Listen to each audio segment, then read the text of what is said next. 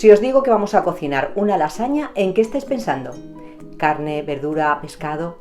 Pues nada. Vamos a utilizar un ingrediente puro extremeño. Sí señor, como tiene que ser. La morcilla de Kiko. ¿Os suena? A mí me suena interesante. Los ingredientes para elaborar esta lasaña de morcilla de Kiko son los siguientes: 4 morcillas de Kiko, 12 placas de lasaña, queso para gratinar, un pimiento verde y una cebolla, una manzana, bechamel, aceite de oliva y sal. En un chorrito de aceite ponemos la cebolla y el pimiento a pochar. Cuando esté bien rehogado añadimos la manzana bien picadita.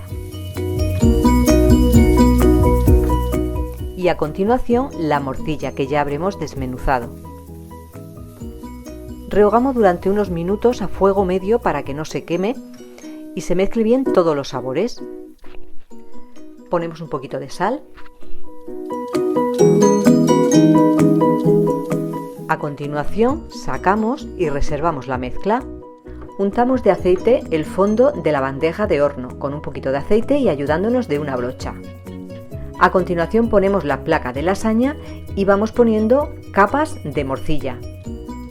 Ponemos otra capa de placas de lasaña y otra de morcilla, así alternando hasta llegar al final. A continuación ponemos la bechamel, cubrimos bien toda la lasaña y para terminar ponemos el queso rallado. Metemos al horno para que se gratine y listo, receta terminada.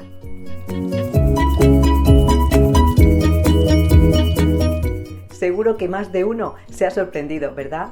Es que está buenísimo, diferente, fácil, sencillo, rico. Yo me quedo pensando aquí ya en la próxima receta.